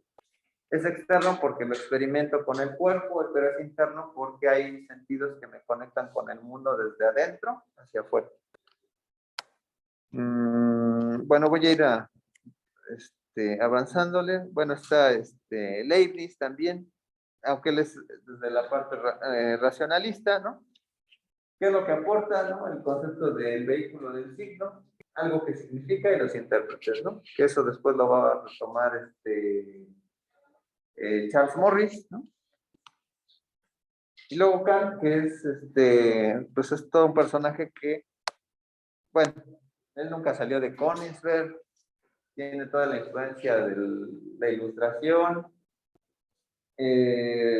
hijo de padres pietistas, ¿no? Religiosos, ¿no? Etcétera. Pero, pues bueno, más que nada su gran aporte es que sintetiza todas estas dos dimensiones, racional y empírico. Y es lo que les decía hace un rato, o sea, las cosas las conocemos en el sentido que depositamos algo sobre los objetos, si no, no existirían. O sea, por ahí les recomiendo mucho los videos de Darío Stanhaber, que es un filósofo argentino, ¿no? Que explica muy bien a detalle toda esa trascendencia de Kant, ¿no? Tiene un video muy bonito de que quién ve mejor la realidad, un ave, una persona, un perro, etcétera, pues ninguno. O sea, todos le depositamos desde lo que conocemos, ¿no? Pero Kant también nos habla de un sistema compartido de ideas, ¿no? La palabra de la cosmovisión. Compartimos cosas como cultura, como personas que nos dan un entendimiento determinado para vivir la realidad. Dime. Darío es que tiene un nombre, Stanhaber o algo así, ¿no? Es que la manera de escribirlo es bastante complicado. Ajá, sí es de origen. Ajá, pero busquen Darío, filosofía argentina, les va, porque sí, no me acuerdo cómo se escriben y la pronunciación es complicada, ¿no? Pero es muy bueno, es muy... De hecho, sobre todo cuando vayamos a revisar a Heidegger, explica muy bien por dónde irle agarrando, ¿no? Voy a aquí adelantar bueno, esto, ¿no? El objeto y la cosa en sí y el fenómeno, ¿no? O sea, los números, o sea, no alcanzamos los fenómenos, sino que la realidad en sí misma tiene una naturaleza que nosotros cuando nos acercamos a ella, le depositamos algo nuestro. Si no, es como intangible, ¿no? Y aquí viene todo su reorganización de las categorías, que es hablar de cantidad, cualidad, relación y modalidad. Ya habíamos visto que era 9 para Aristóteles, pero él lo va a hacer más definido dentro de los silogismos, de la forma en que se organiza, por ejemplo, mucho la lógica. Al final, pues las categorías van a ser 12 en vez de las 4, pero es una manera como de organizar el mundo, ¿no? Desde el punto de vista lógico. No voy a detallar mucho en esto, pero es bueno saber que es el segundo paso de Aristóteles a las categorías, ¿no? Cómo se organizan, ¿no? El tercer paso va a ser Peirce. Voy a ir adelantando porque, pues bueno, de todas maneras voy a colgar la presentación. Y llegamos ya con los personajes contemporáneos, ¿no? Que es Peirce, ¿no? Que es fundador de la semiótica norteamericana, siglo XIX. No es casual que sea un católico anglicano, creyente, devoto. Sus visiones triádicas pues pues van a estar de lleno, ¿no? En su vida. Su padre era matemático, él es químico, se metió a la teoría del lenguaje y pues comenzó a dimensionar más bien ahí la parte del estudio lógico, ¿no? Hay un canal en YouTube que les va a ayudar mucho, que es la Fonda Filosófica de el doctor Darin McNabb. De hecho, en la plataforma colgué un video de él. Es muy bueno este doctor, o sea, realmente ha sido uno de los pocos traductores que está aquí. Digo, otro lugar donde pueden encontrar mucha bibliografía traducida de Charles Peirce es la Universidad de Navarra. En algún momento un investigador de ahí vino aquí a Antropológicas a darnos una conferencia. No sé si por ahí en la página lo colgué, pero bueno, ahí hay varios teóricos, ¿no? Varios investigadores de Navarra que han dado un aporte general, ¿no? a la bibliografía de Peirce para irlo entendiendo, ¿no? No voy a hablar ahorita mucho de Peirce en términos ahorita temáticos, porque sí le voy a dedicar una clase a él dentro de 2 sesiones, ¿no? Pero nos va a servir como ahorita llegar como a toda esta parte moderna. ¿Qué es lo que hace? Retoma el trivium medieval, ¿no? La gramática, la lógica y la retórica, y obviamente retoma las categorías que tanto Aristóteles como Kant había dejado, y él las va a reducir a 3, nada más, ¿no? Pero las va a interpretar a modo de enlaces covalentes, como valencias, ¿no? Dice, hay maneras en que algunas palabras se juntan más con otras, a partir de los valores que tiene cada una, ¿no? Entonces ahí aplica la química en términos de lenguaje, pero va a tener una dimensión de tiempo y espacio muy clara, ¿no? Cuando habla de sus relaciones triádicas, ¿no? Como del pasado, el presente y el futuro. Entonces de ahí va a venir toda esta reflexión, ¿no? Luego llega Charles Morris, que retoma, le quita toda esta parte lógica, filosófica, pero lo va a ver desde la psicología conductual, y ahí pues va a haber una interpretación aplicada, ¿no? Sobre todo aquí un signo, si ves rojo, pues te va a afectar, ¿no? Hay como totalmente pues positivista ahí, ¿no? O sea, en la otra visión pues, era totalmente intangible, metafísica, ¿no? Por el otro lado del mundo, Saussure, que es el teórico más a veces, pues digamos, no consentido, pero sí más sencillo de a veces entenderlo. Padre del estructuralismo, tiene toda una dimensión de la teoría del lenguaje moderno, de la visión lingüística a partir de los hablantes, de la lengua, ¿no? De cómo se conforma el lenguaje. Tiene una visión totalmente basada en la psicología social, en donde, obviamente, la siguiente clase, pues le dedicamos su sesión a él, pero es todo un parteaguas, ¿no? Dentro de las dimensiones ya modernas, ¿no? Si nos damos cuenta, en todo este curso de últimos teóricos, el sujeto se ha emancipado. Entonces, el sujeto es como foco dentro de todas las teorías, ¿no? Después de la Edad Media, el sujeto es como todo lo que puede, aquí en este caso no es el intérprete, sino el hablante, ¿no? El hablante es el que tiene un papel primordial en el sistema de la evolución del lenguaje. Pero ahí habla luego de lo que son 2 conceptos, ¿no? La sincronía y la diacronía. La sincronía es como un elemento determinado en tiempo y espacio fijo, que yo puedo estudiar cómo hablan las personas, o la diacronía es cómo evoluciona la lengua, ¿no? Saussure se opone al estudio clásico del lenguaje, que era la filología a través de la lengua escrita, y lo que aporta es que debemos analizar a la gente cómo está hablando en su contexto, en un lugar determinado, y ese es el gran aporte, ¿no? Roland Barthes, que luego también le vamos a dedicar pues al menos una media clase, ¿no? Que en el espacio que nos va a dar el curso, retoma a Saussure, levanta lo que es la semiología como disciplina, aunque también por ahí va a decir que en el futuro esta va a decaer, porque lo que se debe de estudiar es cómo dividimos las cosas en conceptos, ¿no? La artrología, ¿no? Por ahí en algún momento habla de ello, pero pues es un personaje totalmente fundamental.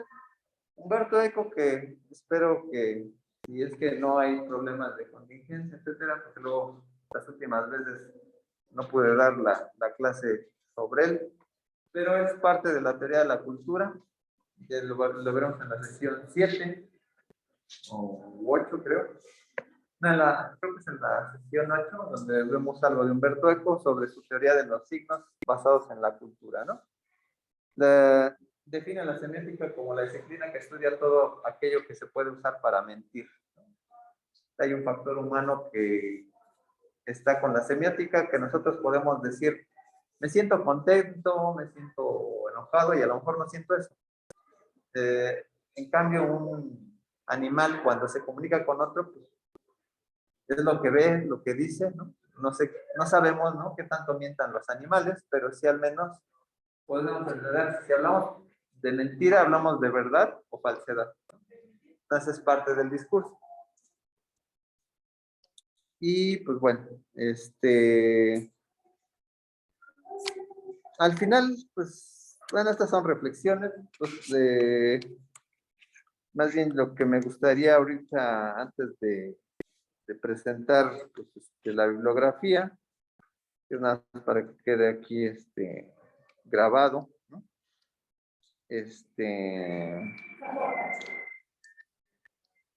Lo que me interesa ahorita plantear, ¿no?, como que va a ser también pregunta,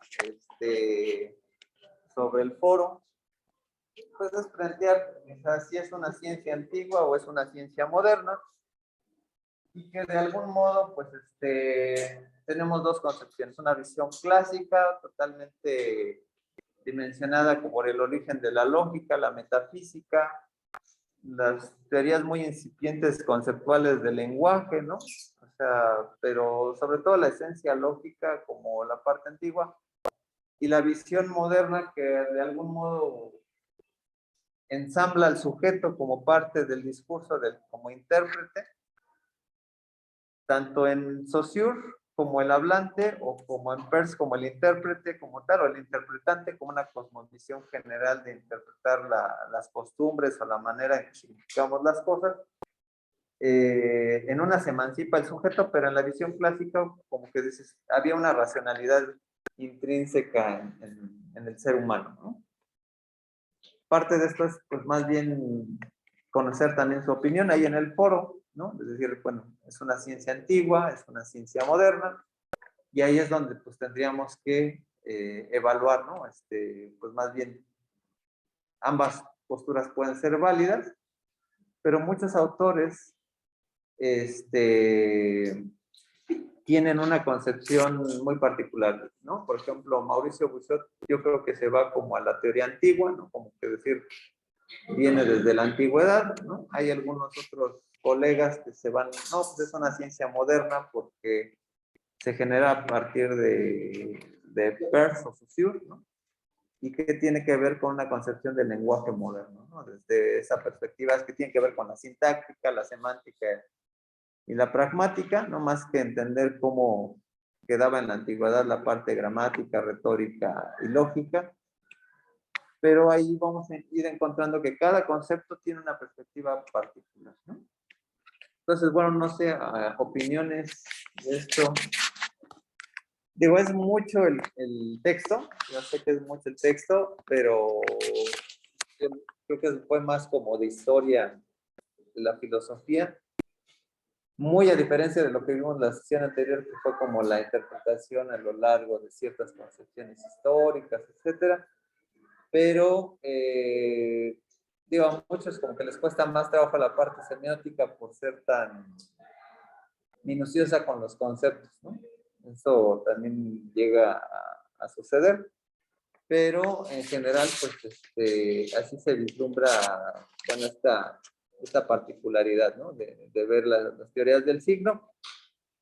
Y pues bueno, la siguiente sesión vamos a revisar el texto de Alejandra Vital, que vamos a comparar ya a detalle un poco la teoría de Saussure con la teoría de Peirce, ¿no? La visión triádica entre la visión dicotómica, y ya para entrar de lleno precisamente a las visiones contemporáneas, ¿no? del signo, ¿no? Digo, todas estas teorías, conceptos antiguos nos sirven para ver de dónde vienen, pero creo que ya se estructuran desde un punto de vista particular con estos autores, ¿no? Entonces, después de la siguiente sesión vamos a darle su clase a Charles Peirce, ¿no? Para tocar o fundamentar esta parte de las triadas. Y ya después luego vamos a ir prosiguiendo con la parte estructuralista. Entonces, bueno, si hay dudas, comentarios, o si no, pues ya terminamos nuestra tercera sesión, ¿no? Disculpe, la presentación exactamente. Esta presentación no la he subido. Esta que ahorita les puse no la he subido, pero recuerden ahí por mensaje de correo electrónico para subirlo y colgarlo en la plataforma. Dime. ¿Perdón? ¿Ya está activado el foro? Sí, a partir de hoy ya activé el foro de esta clase. Va a estar durante 15 días respondiendo a esta pregunta que era si es una ciencia antigua o moderna, ¿no? Entonces, participen y pues obviamente interactúen con sus compañeros, pero por la magnitud de la clase, que pues, fue algo extensa, pues bueno, hasta ahí le dejamos, ¿no? Entonces, gracias. Ah.